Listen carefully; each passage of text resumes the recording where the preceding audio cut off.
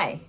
Are you in the middle of getting everything squared away? You're getting ready to close on your house, but one of the things that you've been warned about is wire fraud.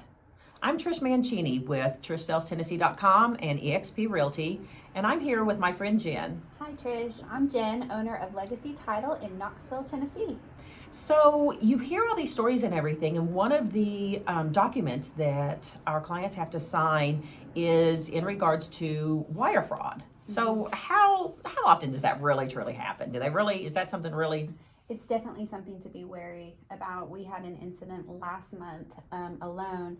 So for those of you who don't know, before you purchase a house, you have to wire your funds to the title company before closing, so that we can verify that there are actually funds available. And there are two ways that you can do that. You can bring a cashier's check, or you can wire your money ahead of time. And we help walk through that process about sending a wire. Unfortunately, with hackers and scammers nowadays, there are lots of people who get into our emails, our phones, our computers, and want to take advantage of a very large payday. So on our end, we create some assurances, some safeguards that protect people, and nobody can ever be 100% protected, but we don't give out our wiring instructions until a buyer calls and says that they are ready to wire over that money. Then when we do email those instructions, we always leave off the last 3 digits of our account, and we have to verbally communicate that with the buyer. So there are a couple of different things. And then on the front end, when the new home buyer is setting that contract over and we are talking about the purchase process, we have a conversation about wire fraud. There's also 2 emails that go out saying our wiring instructions will never change. You will never talk to anybody about sending money other than your title company. And the really sad thing is the scams have gotten so much more advanced than, the Prince of Nigeria needs you to send him his money because you're his long lost cousin. And I'm not having a big influx of money coming in. I know, bummer. So we had a sweet lady who was recently widowed, who was moving here from California.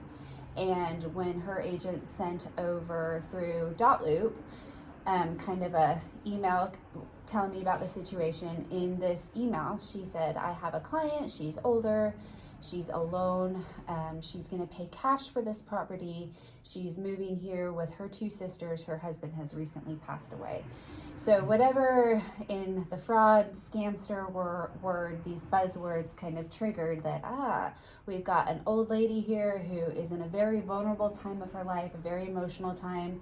Not only is she moving across country, but she just lost her best friend. So she gets a call from her title company saying, hey, we understand that you're going through a really rough time. Why don't you go ahead and wire the money now before you come over, so it's one less thing for you to have to worry about.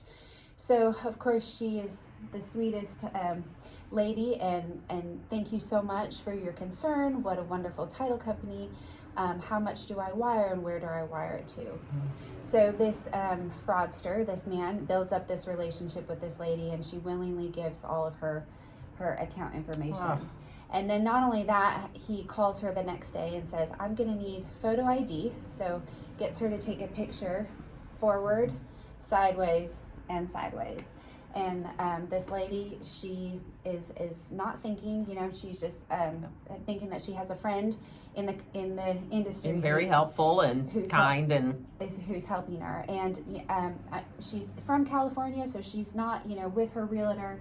So the day of closing, or 2 days before closing, she flies over to Tennessee and does her walkthrough with her agent. And her agent says, okay, so next step, we have final numbers. It's time for you to wire your cash to close for closing. And she said, oh, hey, I already took care of that.